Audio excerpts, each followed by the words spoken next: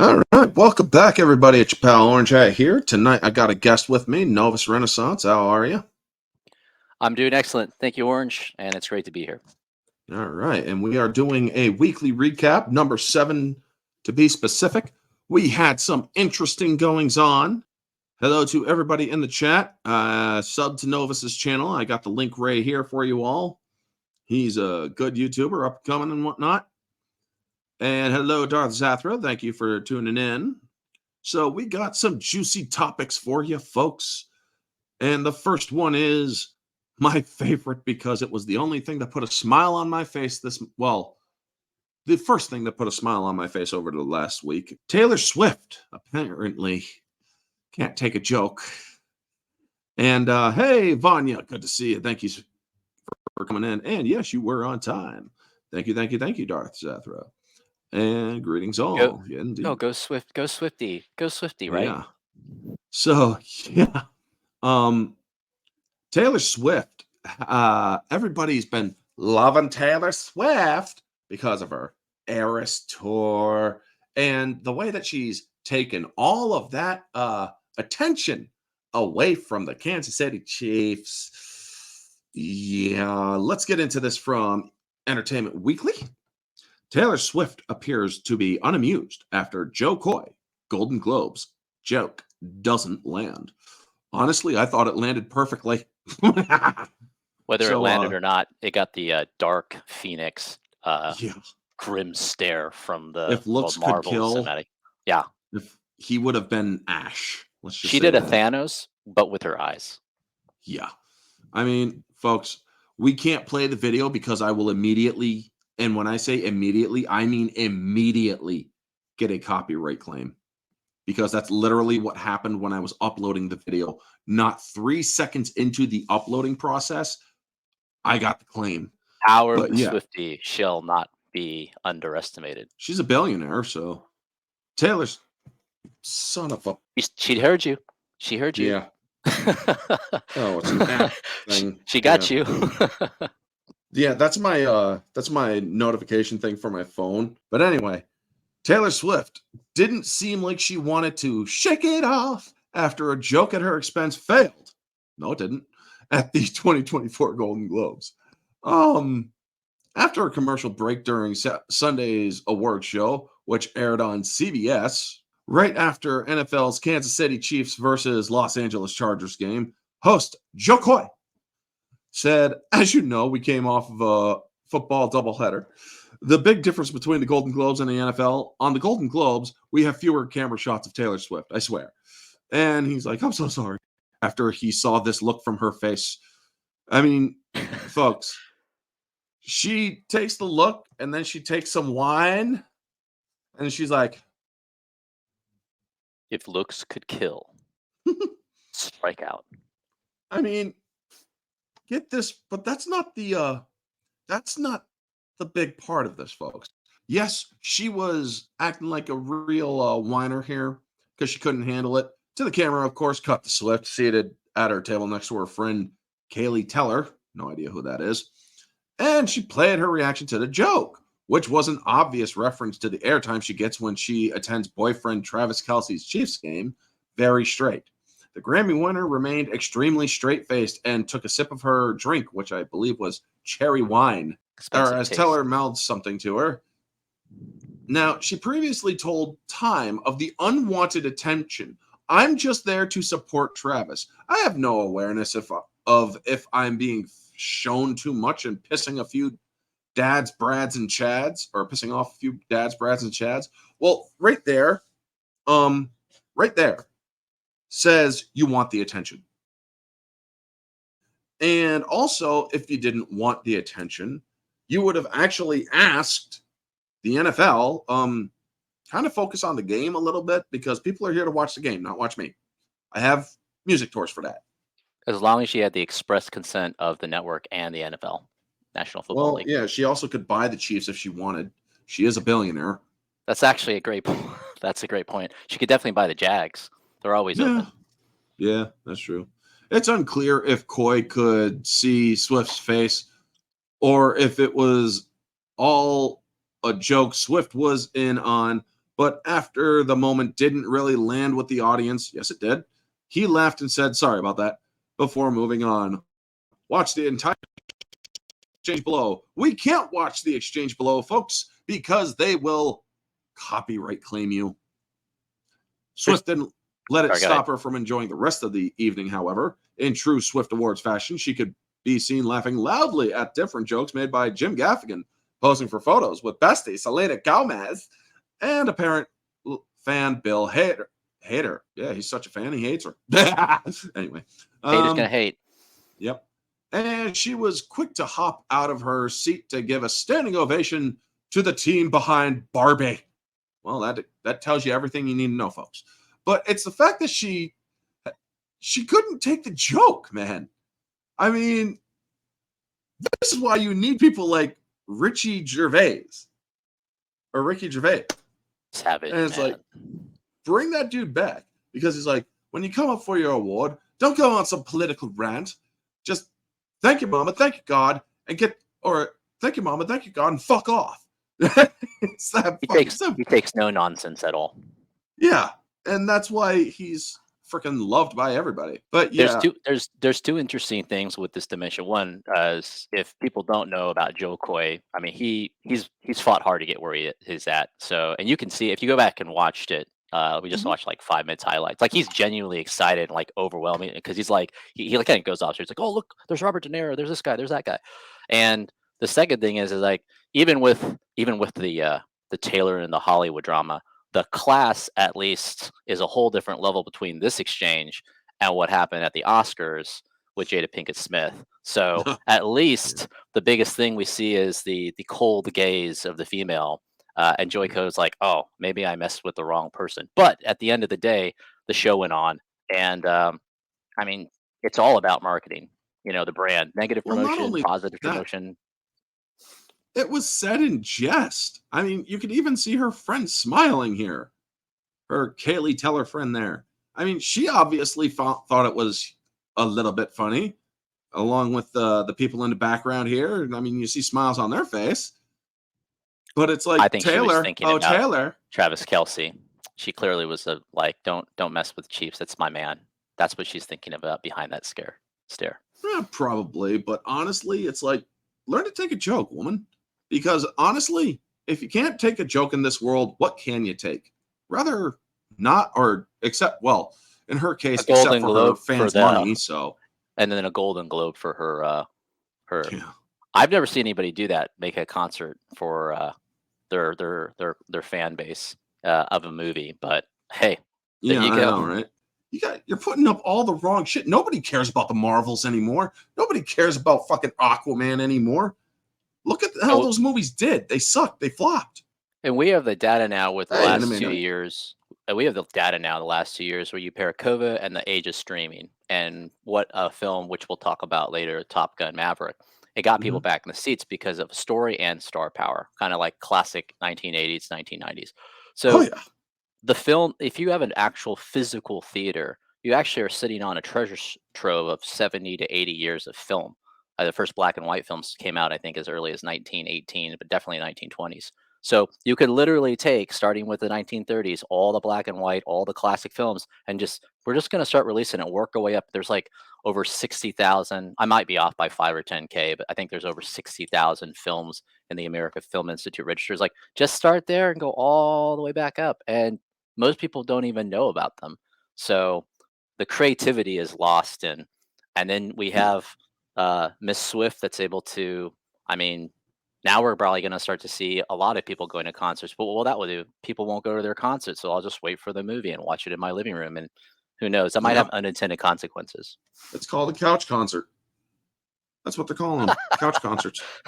That's funny. For the couch potatoes. I just think it's absolutely nuts that people can't, or are so freaking uptight that they can't even take a joke. So moving on to a bad joke, you're crazy. So moving on to our next one, James Gunn.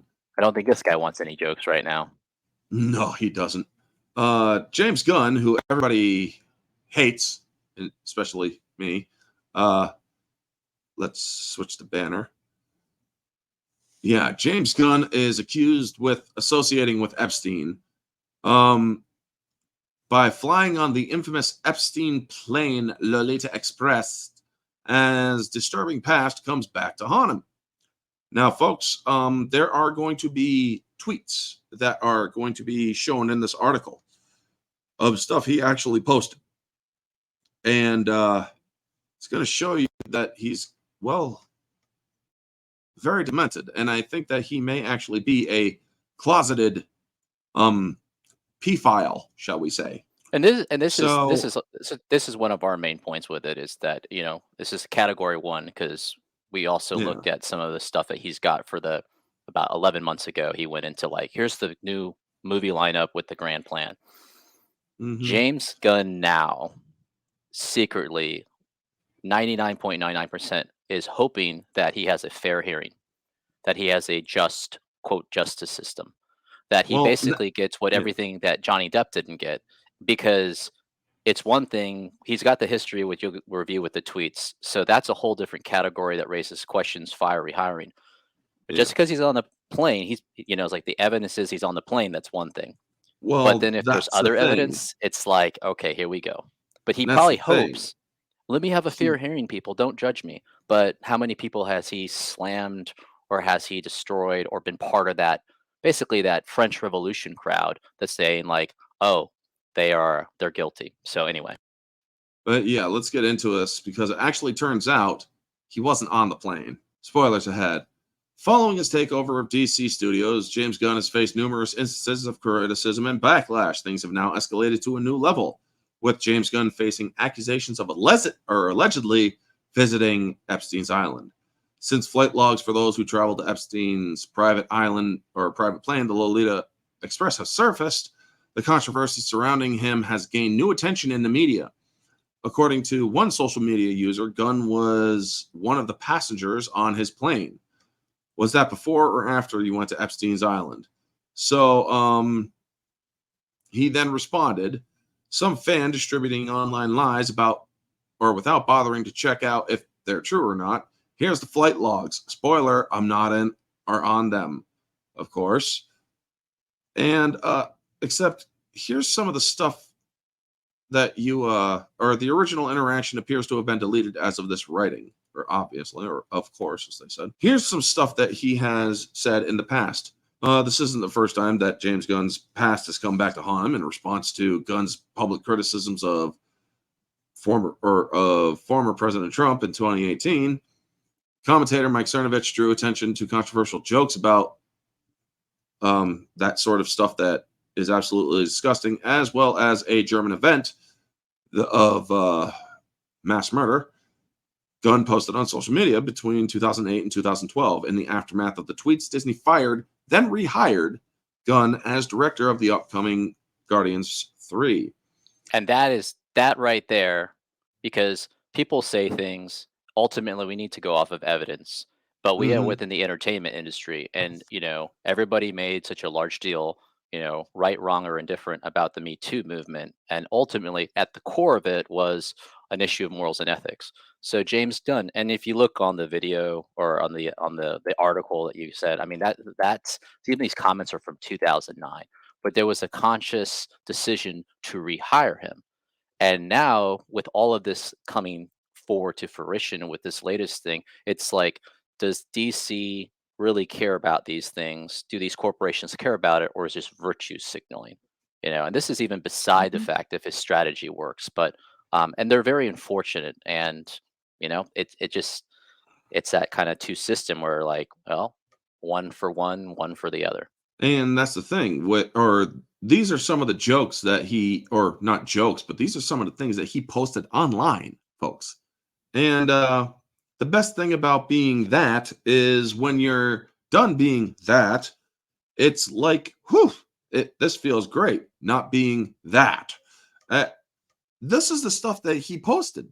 He then gives his bullshit apology, and I call it a bullshit apology because this is a person that has made or hosted parties that were pedophile themed. There's no way to get around the word pedophile. And he's making these jokes online. regardless of if they were 10 or 15 years ago. This sort of behavior is very disgusting. And what's that big impact as well? Who's in charge now of this DCU? Who sacked Henry Cavill, who is ultimately, for all intents and purposes, the modern face of Superman, until there could have been a handoff. Definitely shouldn't have been that way. So you have DC backing already a man of questionable character. And again, the official position for us is you need to let the justice process work out. Remember Johnny Depp and what happened to him. So let's let that work out. But you have these statements that are 100% unexcusable. We don't want these type of people to be in charge of the creative forces that shape society, because you're never going to get anything different. And with his 15-year plan that he's talked about, and the last 4 movies that came out were under his leadership, it's like, wait a second, take a decisive action and get rid of him, or at least put him on a long sabbatical of 12 to 24 months until the investigation. But if you're a classy organization, you can't accept this, particularly when you have films like Sound of Freedom coming out highlighting things. Not only that, I absolutely refuse to go to the theaters if a DC movie is playing that he has had any help watching or making. I will not watch Guardians of the Galaxy 3. When I'm watching the MCU, I won't even watch Guardians 1 and 2 anymore. And those are pretty much somewhat required, not really, but somewhat required watching. The MCU. Well, yeah, the MCU now. Yeah. I mean, hey, that was confirmed by by Echo Girl. So we saw it on I think it was the Nerdrotic highlight. She Freudian slipped it out, quickly retreated, and it's like, oh no, the MCU. It's like, yep, it's becoming the permanent subculture phraseology now. Yep. And that's the thing. Everybody's like saying, oh, it's a bunch of sexism and shit. And it's like, well, look at all of the female leads. I mean, it's not so much that we're complaining that it's just because they're female. It's just the fact that they're female. So yeah, it is kind of an MCU. But you also have, and we won't get into Star Wars. We just might highlight, the latest director. Well, Kathleen Kennedy is ultimately, she's the director. She's the prime, Dark Lord of all of the films of Lucasfilm. She has been running it. So I mean, all intents and purposes, she's been the director, and so they bring it on, and there's endless amounts of videos. But one of the things with us at Nova's Renaissance here and Dor Vahdor and Pre-Flood Earth, it's like, at some point, all these channels that we have are essentially a form of negative promotion, and you got to start creating stuff.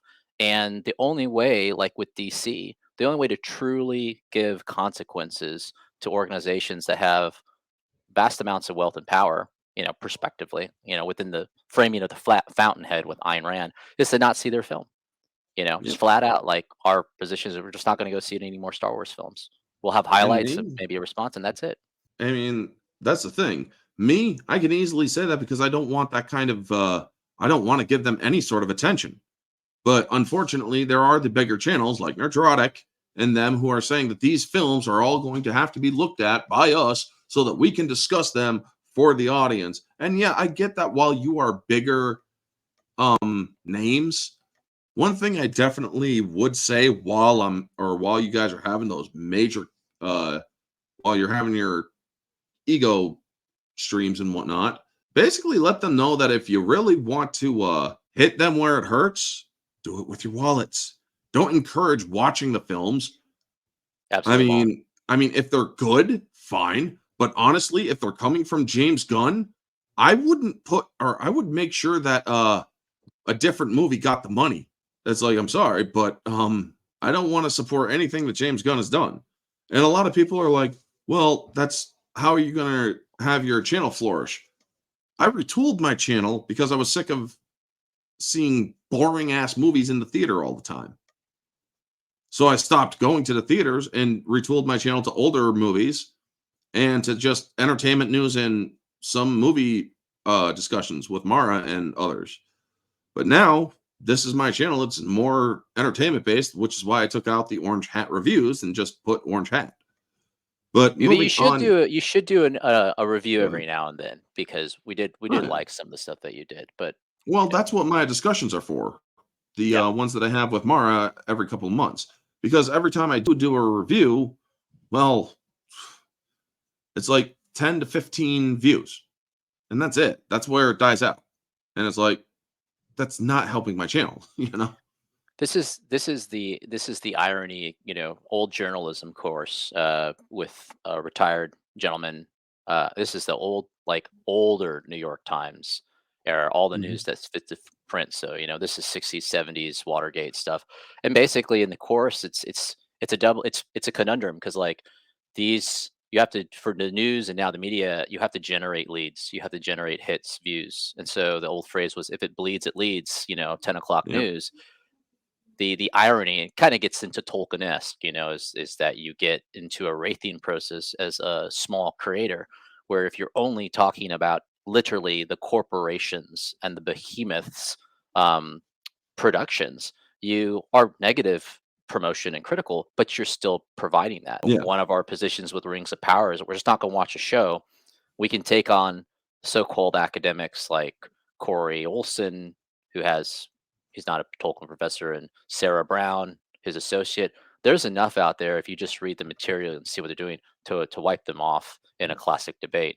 But to go on there and do the hour by hour play by play, you're just promoting it, because people will go and watch it. So if your end state is to stop that and to minimize it, it's not going to achieve it. And then you're headed in a good direction. This is, we've got our Dor Vahdor versus. What can you Mhm. create to add to the branch, the cauldron of story? I mean, So in my business, I'm doing, or me personally, I like doing fanfics, which is why I'm doing that Dark Marvel story. I talked about that in my last weekly recap, I believe, or the one before that. please give the enchantress her due. Oh, her Please. due was already done. Yeah. I've moved on to Loki and now on to Iceman next. Give her a So round two. She's always been a favorite. she's already dead. So, and so That is doesn't Loki. matter. You can just resurrect everybody. There's like no one's ever dead, right? Not in It's just like, this, oh, we're or not in this universe, or not in this universe. They're oh, so dead, you dead. actually have consequences Hmm. to the actions. Oh yeah, and these are And all basically short stories. They're not meant to be like 30-page chapters. So these and are short stories that are, because I got like 250 people that I'm killing in this yeah. in this story. And You know? since it's not the blackest night, there's no resurrection of the dead. Exactly. So moving on to our next topic, William Shatner apparently Rex Paramount here. So Star Trek icon William Shatner roasts Paramount's continued attempts to memory hole Captain Kirk. Makes no difference to me that a group who think they are enlightened obviously feels threatened by the character. So, yeah, William Shatner has never the one to let the whining to even his most ardent critics get to him.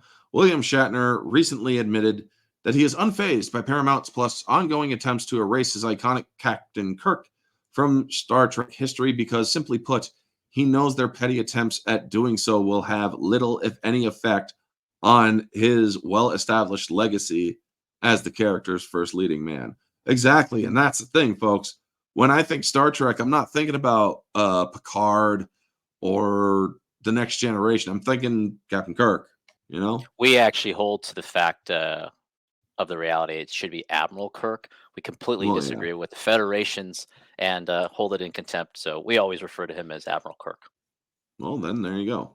Um, Shatner offered his opinion on Paramount's memory holing of his famous Starfleet captain or admiral on January 6th while answering fans' questions via his personal Twitter account. The convention, which led to the reveal, began when user Colm Dunphy asked the actor for his thoughts on the negativity about Sir Patrick's announcement that there's a Picard movie script in the works. So, or to which Shatner proudly shared an animated GIF of Disney's Snow White dancing alongside the text, "Hate is gonna hate," and declared, "I think that a new movie with Sir Patrick is wonderful news." the real Snow White. The real Yeah, the Snow real White. Snow White, not that one that Rachel Zegler is trying to This portray. Segler. Yeah. Continuing on the subject of returning franchise leads, user Stratus, I don't know. Then pressed Ostreos. Shatner, but will we ever see Captain Kirk again?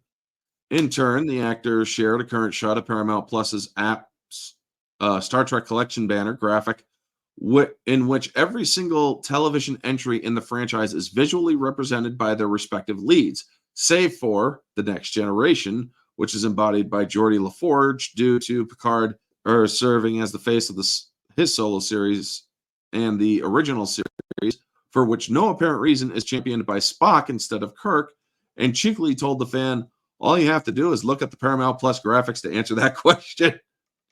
Yeah, Well, they do where's have Kirk? Galvatron on there, so aka Leonard Nimoy, rest his soul. Yeah. I don't And think I don't think Admiral Kirk can fit because he's so awesome. He can't be contained in true. this collage of modernity.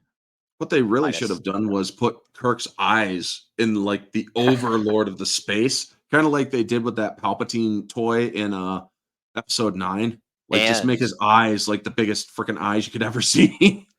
right, and then also you go back one of our favorite Yeah. Star Trek films, Star Trek 6, and I think some movie posters or some shots like General Chang's eyes are like in the deep recesses Oh, of space, right. saying, Yeah. "It's just I've so wanted to meet you, Captain." I can't say the Yep. same. That's one of our faves.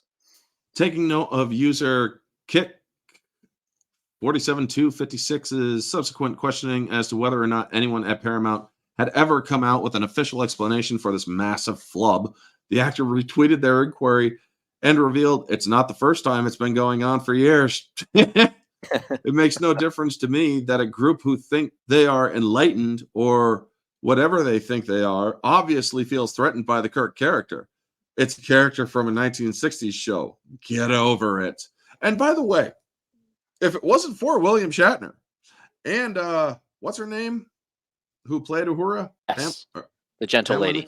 there would, or they did the first interracial on-screen kiss. So yeah. There's also, and fun fact with that, she was getting, this was on an Instagram reel that we saw. Mhm. She was actually getting ready to quit, and Dr. Martin Luther King Jr., who we're in the weekend for it, he actually had a conversation with her, and because he loved Star Trek, and apparently it was a huge in the African American community at that time.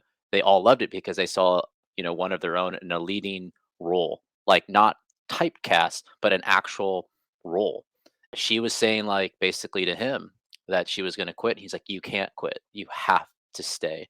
And that's the decision that that conversation drove her to remain on the show. And The that's what's so movies. when you have, Yeah. yeah, the show and the movies, and and that's the thing is like when you have the actual quality of the character, you kind of you forget about those nuances of the externals.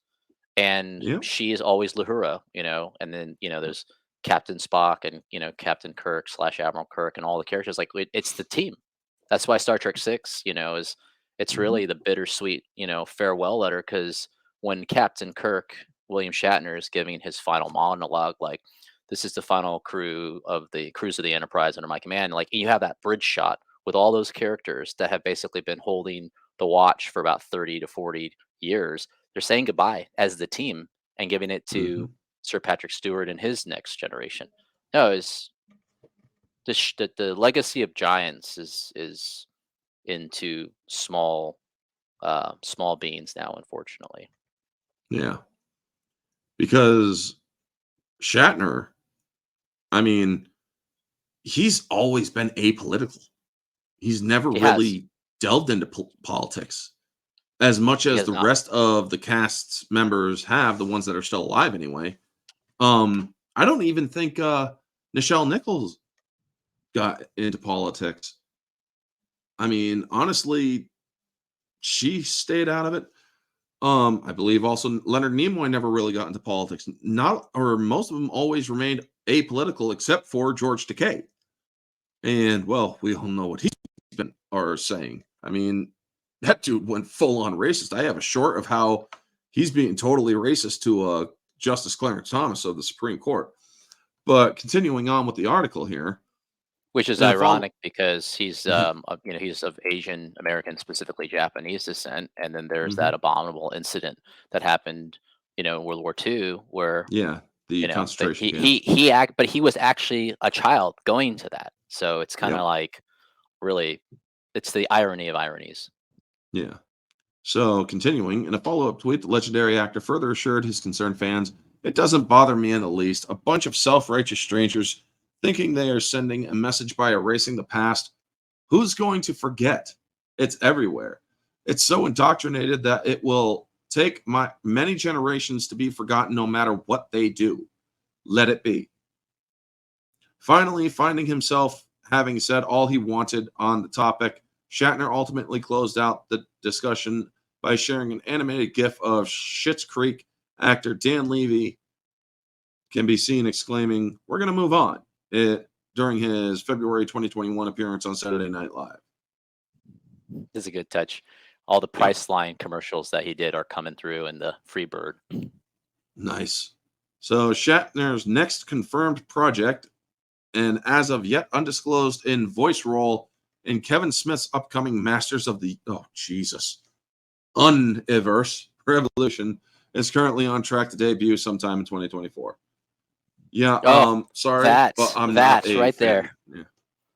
We one of the things that Novus Renaissance does when we're into this culture engagement is like we'll actually like write official positions, and I actually pulled it up back in 2021, well before this thing hits. We published an official position on the Facebook. They said, "Hey, this is a heretical show. Kevin Smith is not going to do it." There was already enough trend stuff that's going on, but Kevin Smith he degraded it all. And ultimately, why is he doing Masters of the Universe, whatever acronym? He is trying to get with Clerks 3. He wants to make his lasting, sarcophagus, because he's already talked about how his great fear is becoming increasingly irrelevant. But the man, and this goes into most of the stuff, like, oh no, I'm gonna do well by the series. Now, unfortunately, the animation is superb, and they've got the music, well, like prospectively, like from the female franchise, but like it's great animation, and it's like you have this time where nothing is impossible with CGI or this, and we have this flim-flam story where they could have just made that first She-Ra and He-Man special that they did with the Secret of the Sword. It's like, why? But stop seeing them. When I took a look at the first episode of his thing, of his shit adaptation of Masters of the Universe, because I am a Masters of the Universe fan. I love the original show, and I always thought that it was great when I was a kid watching growing up. Both by and for the power and honor of Grayskull. Exactly. And then you have Teela basically saying, or after He-Man dies, "He lied to me. You're a bunch of fucking assholes," essentially. And it's like, their son just died. You're just bitching about, "Oh, he hurt me. He is such a freaking liar." You are basically screaming about him being an asshole at his funeral. Now, the positive thing about this era is that these corporations and these studios, they're not governments, so they can't print their own money. So the more, if you look at, like we look back 30 years, like, oh, this happened. So what's happening now is these studios and corporations, they are bleeding out their economic ability to make or to subvert this. Because, and this goes back to we'll tie this back to Star Trek as well. Paramount has all the original shows that were so limited by the technology. You have He-Man is a $2 billion, that's with a B, a $2 billion toy commercial enterprise from the 1980s, and it has dozens and dozens of episodes. And you take all that treasure trove. I mean, what if they just relaunched the entire series in modern animation and then redubbing? And to lose all that because you want to pursue something that isn't making you money, but because you're driven by ideology, it's mind-boggling. But there comes a time when Constantinople in 1540 or 1453, it collapses, and you can't hold back the barbarians at the gate, and you run out of money. But it's just a shame to see like that because they have them legally locked up, so it's not like anybody else could make them. But Yeah. oh well. I mean, when it comes to Kevin Smith, a lot of people are like, "Oh, he's does some funny stuff," and it's like, to me, there's only been 3 things that I remember from Kevin Smith that I thought was interesting.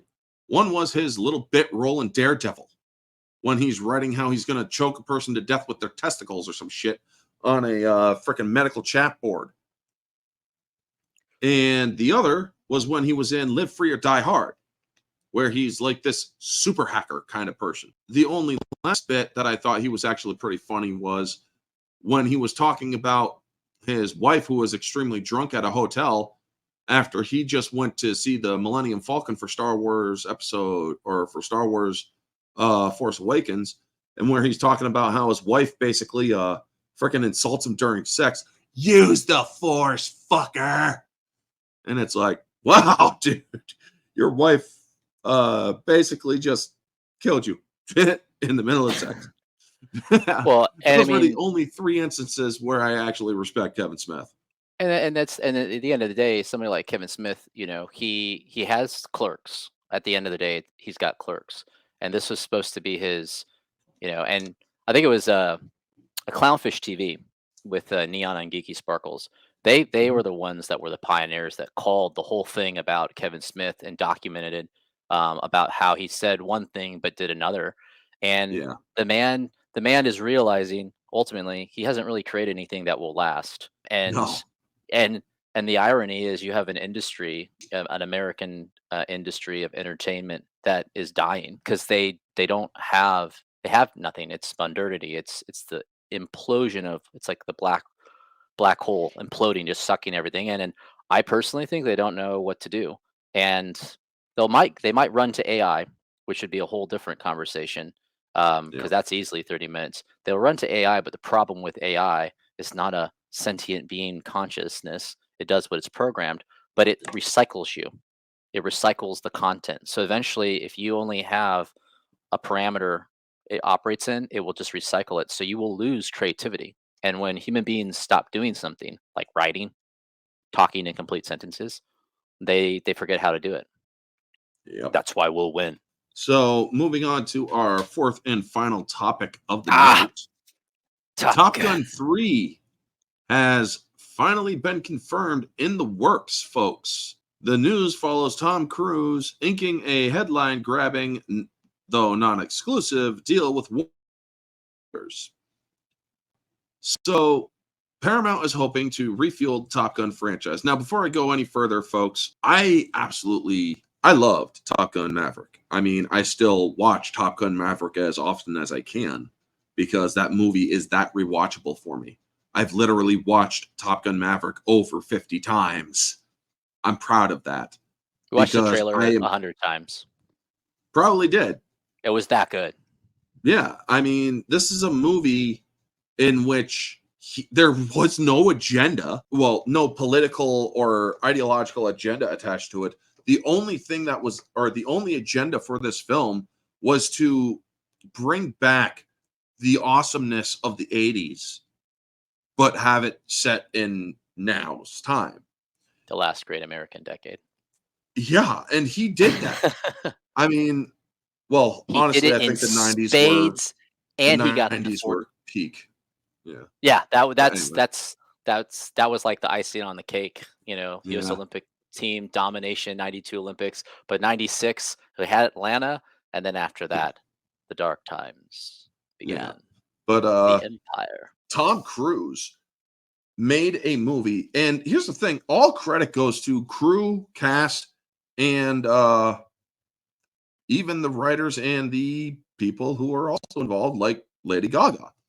I like a little bit of her songs here and there. She did a song that was very catchy, very good, and she also helped write the score for the film as well, which was also composed by the original as well as Hans Zimmer. When I am like needing to calm down and stuff, if I've had a really stressful day, I do the Hold My Hand instrumental or the touchdown instrumental from Top Gun Maverick, where it's like, that is so freaking catchy and soothing, and it's a really good song too.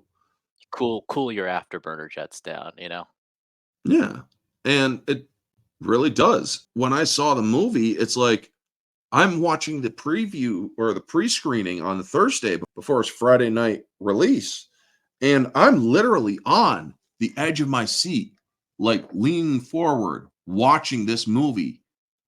I mean, when they say this is keeps you on the edge of your seat, this movie literally kept me on the edge of my seat. It does. And when I was leaving the theater, I was looking to grab my phone to let people know I was heading out of the theater, got my review coming up, only to realize that I left my theater without my phone. Thank God I could go back in because I hadn't gotten into the vehicle yet. It's like, oh crap, I left my phone in there. I'm sorry, man. It's like And what Viper says in the original sequence. He's like, we're gonna teach you how to fly the F-14 faster than you ever flown before. Push you right at the edge of the envelope, and there are no yep, points for second best. That's it, man. It's yeah. an all-star. And a lot of people say that Top Gun is the better of the two.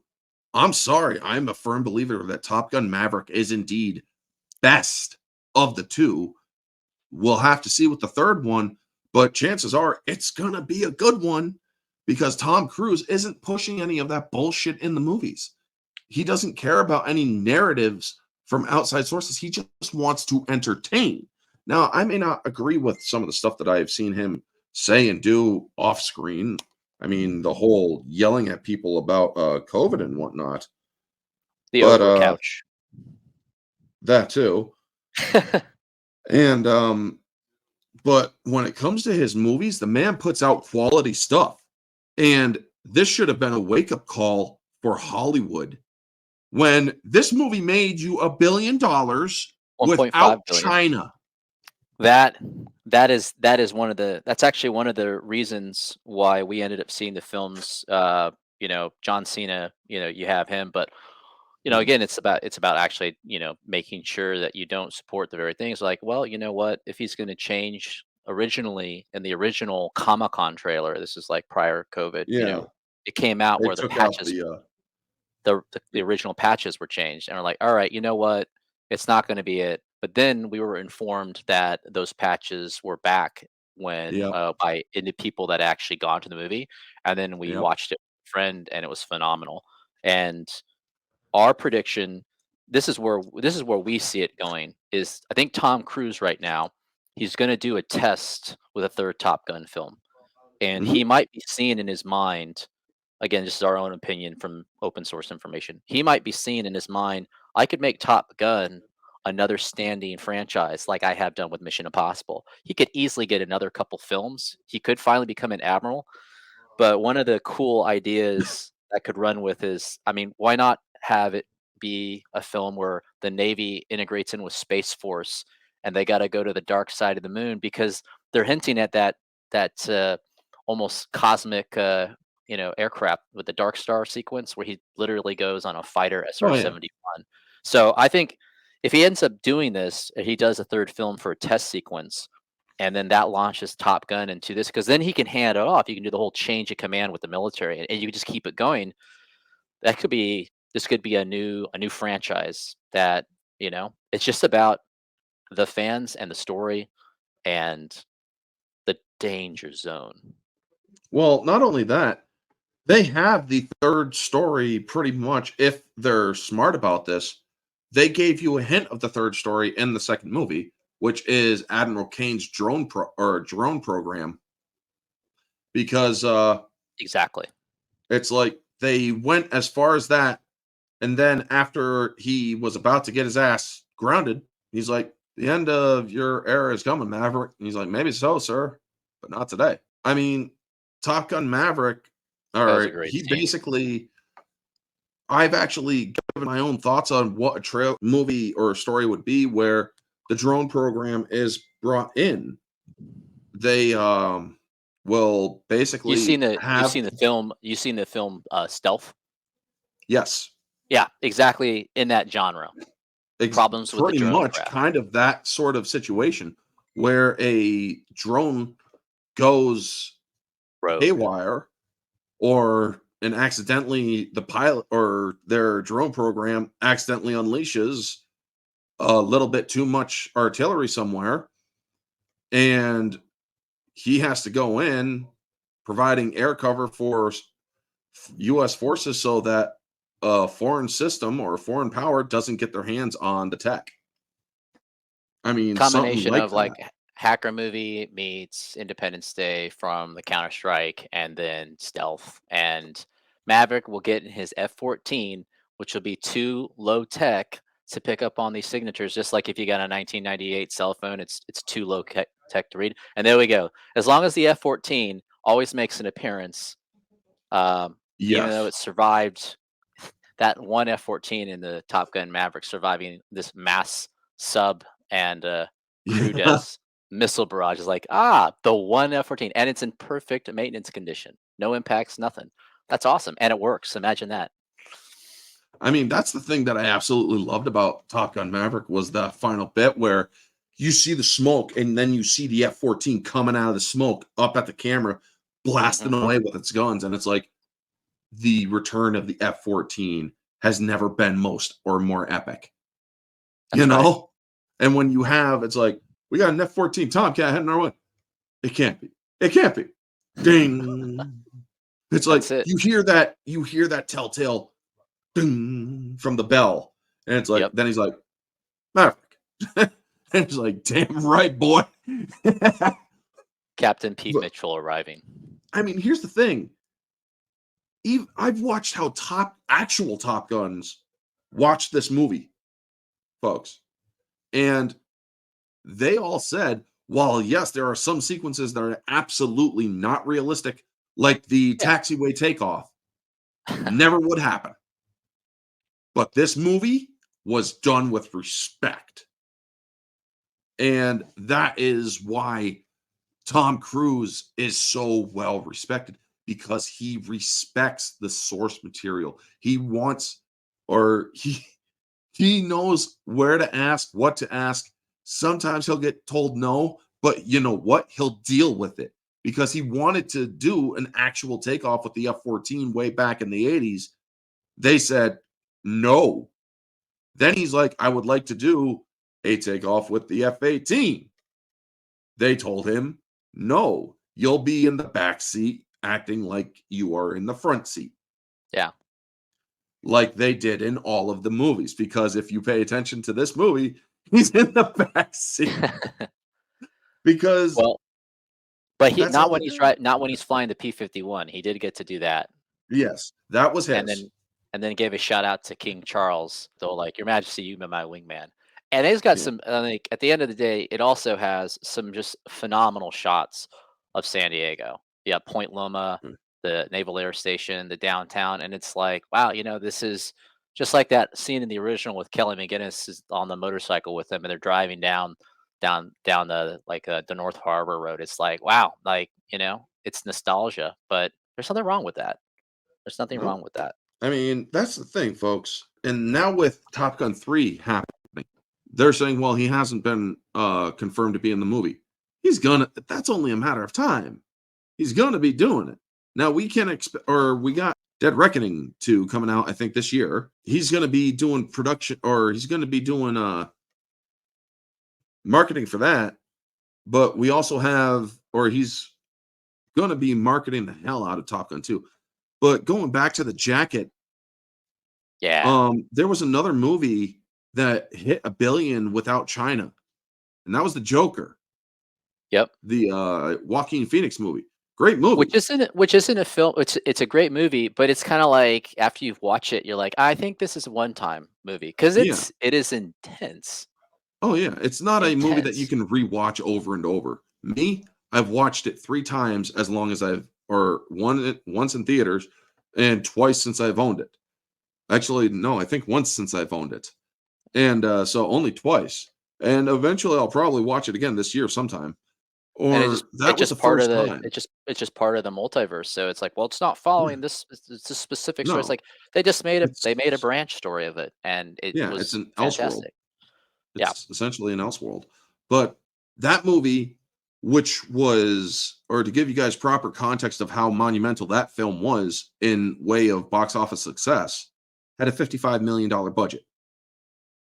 That is the highest ranking movie percentage wise.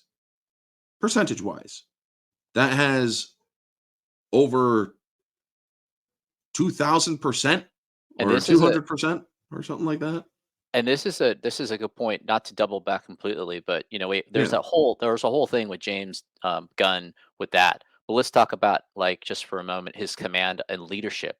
Well, he's got 4 films out. Shazam! Fury of the Gods, grossed it grossed about 125 million. Bomb. Its budget Yup. was, and you have to usually add anywhere 50 to 100 million dollars of the global marketing costs with other hidden fees. So Shazam, he said we're going to do Shazam, we're going to do um, the Blue Beetle, we're going to do the Flash, and then we're going to do Aquaman. Well, Blue Beetle, unfortunately, it's been overdone, that concept. So here's a great actor, and the family. We saw some highlights of it. The cast really was like they were into it, but it's been overdone. So that's a bomb.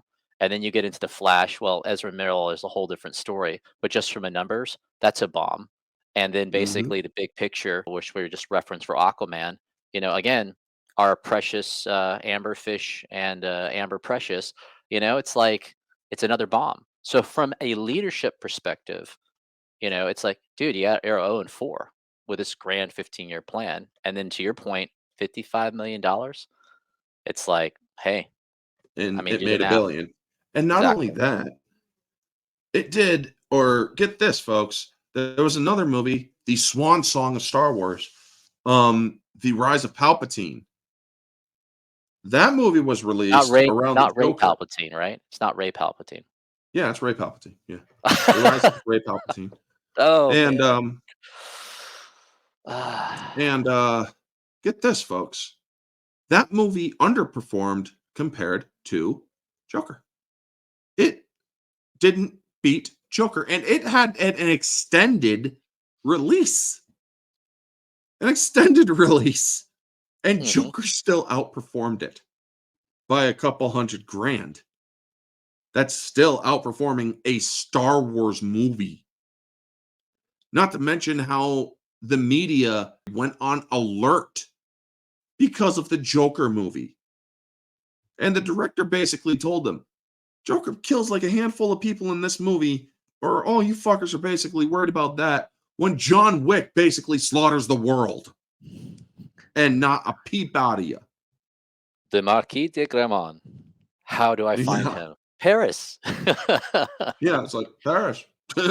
But yeah, getting back to it, this movie comes out and Tom Cruise heard the whining, or rather the outcry from the fans about the patch.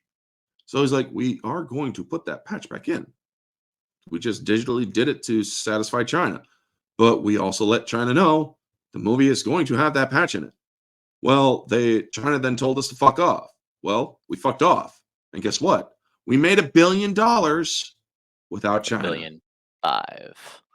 Yep. So this is 1.5 bill. Yeah, and I don't know how much further you're gonna take Top Gun. Our kind of like 2 points, 2 final points on it, so we Mhm. don't dominate it too much. If there's another Top Gun movie, when Ed Harris, who's the Admiral, is talking to Maverick, he's like 30 years of service, only man to shoot down 5 enemy aircraft in the last 10 years, and you should be a 2-star Admiral right now, but here you are, Captain. Why is that? They at least better give Maverick a star. He better be Admiral Pete Mitchell, No, a because 1 star.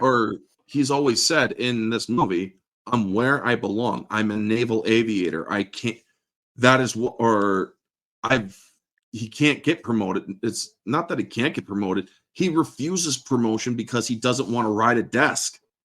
That would be the tie into Space Force, is that they would promote him to 1 star, and he would lead a special naval team into the new craft, And just like the admirals of old with ship and sail, he would basically be the one star, and he'd be flying in space and Earth. But I don't know if they have the creativity to do that. I Or really don't. they could pull a Shatner. It's like you can't, Exactly. or they could pull a Perry Mason sort of. It's like you can't judge or you can't try a case if you're a judge. So we're gonna have to bust you down in order to put you back in a cockpit.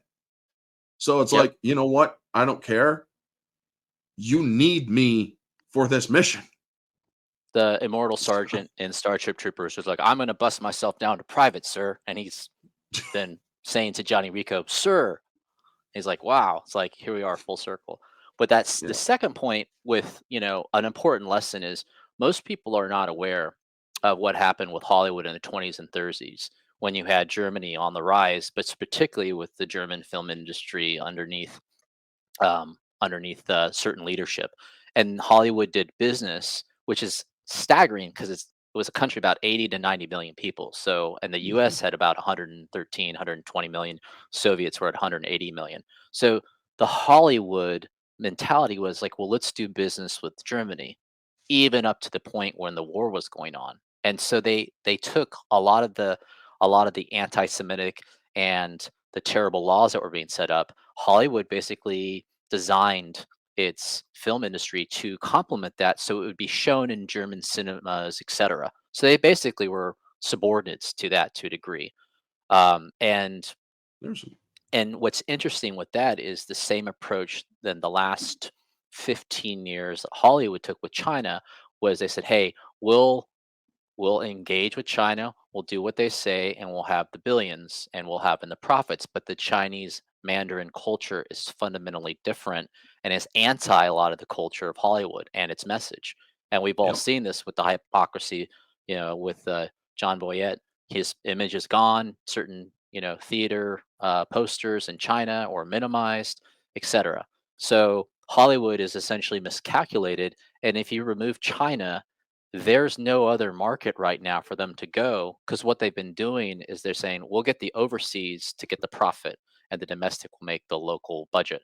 Well, now they don't have that luxury and they miscalculated and the Yeah. dollars and the cents are coming due. And So, it's funny that you actually mentioned about the relationship in between Hollywood and Germany at the time, because also later on in the 80s when Die Hard came out, they actually had to say that these people aren't German, or during the dubbing, they said they're European instead of German because, well, the movie was going to be shown in Germany. they were East Germans So, probably.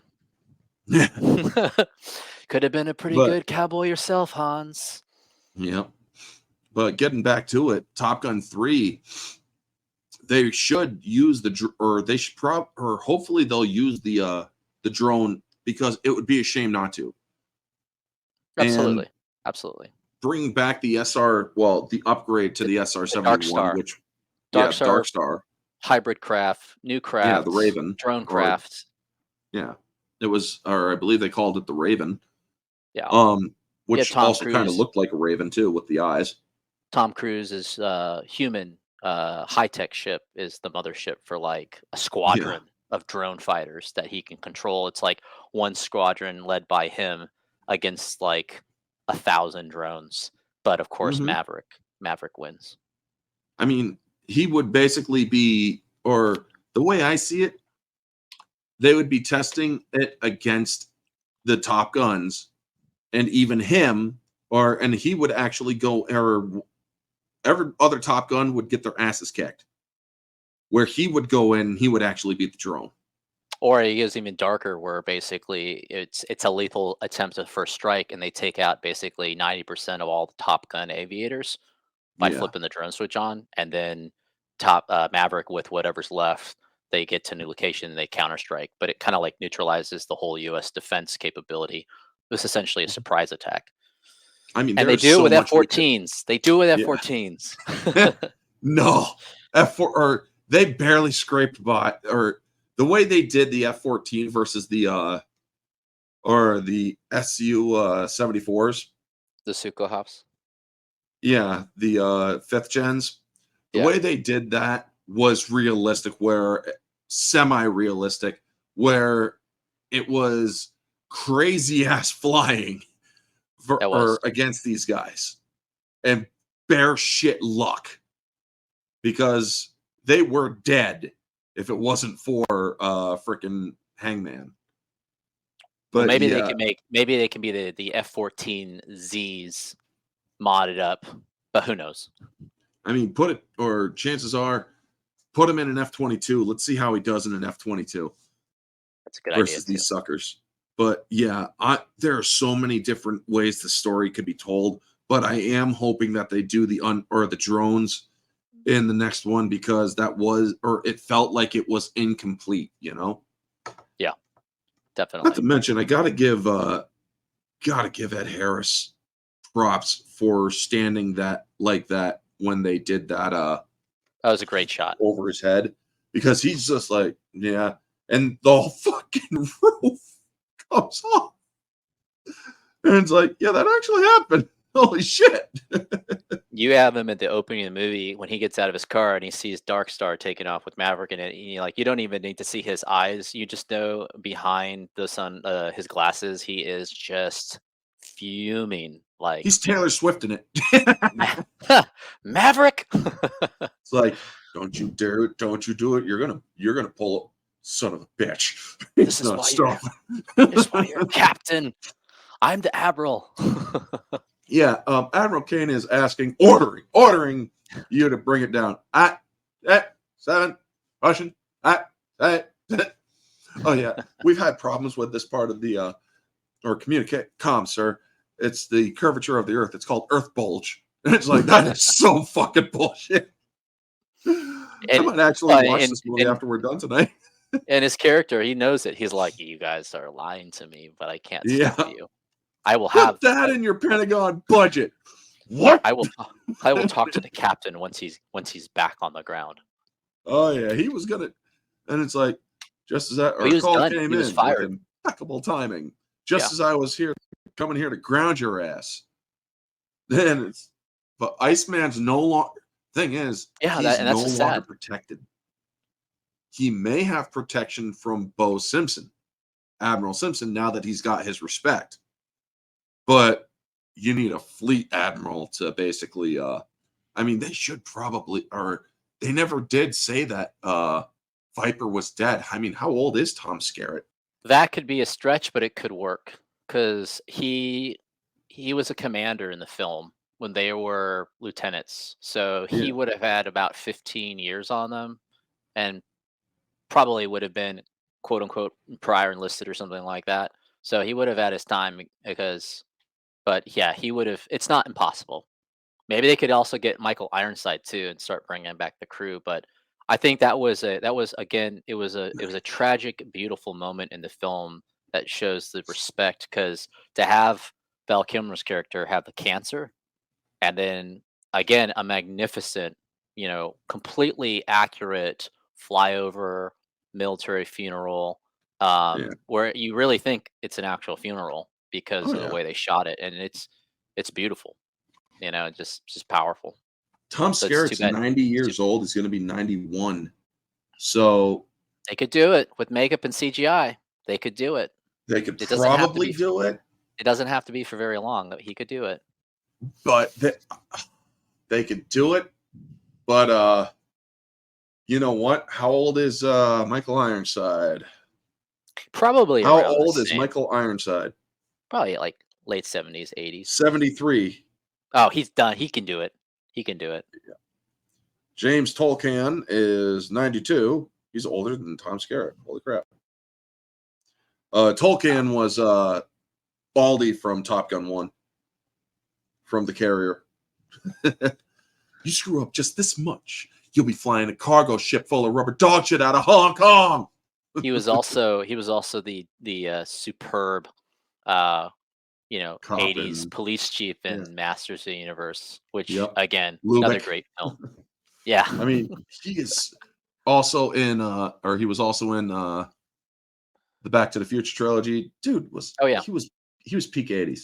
It's everyone. But yeah, I mean, they could possibly, or maybe they could get. I'm hoping they get Tom Skerritt or Michael Ironside, man. I I mean, think who? Tom Cruise is probably thinking about this. If he does, if he has, it's all going to come back to this third film if it goes. We'll see a lot. But if he gets this third film and he gets another 1.5 billion or so, then I Without personally, China. yeah, I personally think I think he has a longer vision for Top Gun. Yeah, And hey, maybe he can make Henry Cavill the new Maverick to take over his that would be tactical so position. freaking cool to Yeah, have. Well, most of those are. That would be cool to actually have Cavill in the Top Gun series. yeah. I mean, Takes I up the like that. mantle. Man, he got everybody in, or when he did his movie with Mission Impossible, with that whole kind of thing that he did. It's like and it's like, what is this, Rock'em Sock'em Robot? And so he had to teach everybody on Oprah when he went on it. It's like, okay, 1, 2, there you go. It's like, but He's anyway, yeah, we're good. but it's like, what the hell was that all about? But getting back Well, to Cruise, oh my God, man, he is what is getting people in seats. Tom that's the Cruise model. he is the last great star power, you know? And nothing is new. So you look at this, the star name. This was Hollywood goes in cycles. So 20s, 30s, and 40s up into about mid 50s, it was the star power. The name got Yeah. people in the seats. Then Mhm. you shifted to where the brand got people in seats. Now that the brands are over and diminished, because the independent creators, the independent films, they can't get it distributed. So you might have some No. amazing films hit Con or hit some independent things, like that phenomenal YouTube video that Oh, Astartes that was done. mhm. But you're never going to get it distributed. But So also, you have the star power that is going to be what is unique amongst this AI and tech dominated age. Because that's that South Park joke about Netflix, like just write everything, and we'll make it a show. yeah. And then, as we said in the article, he's got a thing going on with Warner Brothers because they want the Live, Die, Repeat Edge of Tomorrow sequel. And honestly, I do not think they need one. I really don't think they need one I agree with you because that on the. movie I agree ended with you with, on the sequel. Yeah, I believe that prequel. movie ended perfectly. They could do a I mean, trilogy. They could do a trilogy where they do two prequels, and if you working back. So if Live, Die, Repeat was the ending, the middle could be the Battle of Verdun, and then the first one could be how did it all come. And then you have yeah. an integration, and then end it trilogy. It's the three arc story. That's why George Lucas's original Star Wars trilogy was so brilliant. He just wrote one story, beginning, middle, Yep. end, hero's journey, cut in thirds, The and only problem is Tom Cruise would never go for that because if he's a part of it, he wants to be in the front, you know? well, he can, because if we did it with like that, where it centers around Verdun, it could even do it where he actually does go into Verdun, and that's why he goes to become a major rank with the news, and that's Except that what it makes. he was in that movie, he was never, or he never saw combat. He did what he did because he wanted to avoid combat. Right. Well, that could be, if we work back, that could be the reason why, is that he just doesn't talk about it, or maybe he wasn't in combat, but he saw like what happened at Verdun. And he's like, I'm not, because he joined. So there's some interesting things that could go back, but it Yeah. would work. It could work if they did it working back, but not working Yeah. forward, because the war's over. We won. Yeah. And also, I mean, Scientology is real. I've given I've given that movie basically a 9.5. A few problems here and there. Subjectively, it's a 9.5, mind you. It's basically a 9 out of 10 or an 8.5 to 9 objectively, in my opinion. We'll give it a Or 3.8 out of 4 popcorn tubs. So nice. But yeah, if they would take out like 1 to 2 seconds, which is the shot of Hillary Clinton, take her out of it, you got a perfect movie. And I'm not saying that because I hate Hillary Clinton, but by putting her in it, you dated the movie by that's putting a actually a real great life point. politician in it. Yeah, with that you have a timestamp of it with Yeah. it happened during this time. So then you have to work back from that And not time. only that, you're basically saying she's going or she was president at the time. No, the fuck she wasn't. Or She sex never was state. and never will be. Or sex state or whatever it is. Yeah. But yeah, your point about like don't make it too I visible wouldn't want when it Trump in a happened. movie. I wouldn't want Pence in a movie. I don't want anybody or any politicians in a movie unless they are not the character that they are in real life. You know? Yeah, because it constrains what you can do for sequels and prequels and then expansion if it becomes a hit. I mean, you have freaking Donald Trump in Little Rascals. I love that bit too, where he's the father of that kid or the rich kid, also Home Alone. Where's the lobby? Down the hall and to your left. And they Waldo, actually, you're yeah, the best they son money actually, can buy. yeah. And it's like they actually took that out of the Home Alone 2 film for TV release in Canada. Oh, did they? Yeah, they actually skipped the Trump scene in Home Alone 2 in Canada because they didn't like Orange Man. But yeah, That is anyway, a folks. that's a beautiful sequence of the Mhm. hotel, by the way. If Yeah, that shot is beautiful. yeah, it really is. So anyway, folks, that is going to wrap up the stream. I do want to thank everybody who tuned in. Um, and also Novus for joining. We had Darth Zathra, Novus in the chat, Anime Knight, and Vanya, and anybody else who was in the chat. Thank you so much for tuning in. Or Tuesday, I have my Tuesday theme stream, which is a versus stream of White House Down versus Olympus Has Fallen. I just finished watching both of those movies. I saw Olympus Has Fallen for the first time yesterday. I just finished White House Down today. I seen that, or I own that physical copy, but I saw it again just to refresh. And I will be talking the difference between those two and which one's better. Tuesday night, I will be on the Barroom podcast on Jacob's from Society Reviews channel. Wednesday, I am on Mara's channel for National Treasure 2, Book of Secrets. Thursday is The Rock on my channel with Mara. Friday or then I'm the only borrowing 31st. your Humvee. Yeah. The 31st of January is also a special singles where me and Mara are going to be discussing Nick Cage's and John Travolta's Face Off. So those are the absolute planned things. Plus, I have other streams for Tuesdays, theme streams for the upcoming Tuesdays. So yeah, Novus, anything you want to plug before we get going?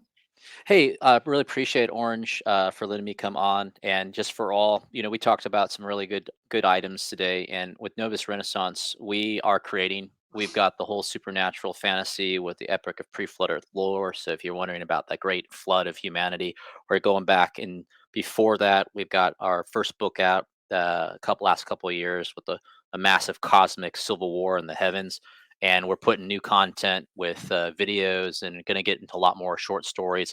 And Epic Tales and us, we worked together to do a prototype draft for an animated series. And in 2024, we're trying to like make something about 6 episodes. So if you want to actually take to heart what we've been talking about with wanting creation and you want different things, then come on over to the channel and come part of the Dor Vahdor verse. And again, thank you very much for letting us come. And until the next time, stay Yep. safe, stay blessed, and Ave. All righty. So, yep, folks, with that, stay tuned. I'll try to get more content out or if it comes in. And yeah, just stay tuned for it, folks. And thank you so much for tuning in.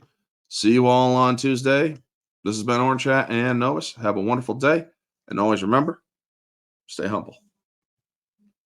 To everybody.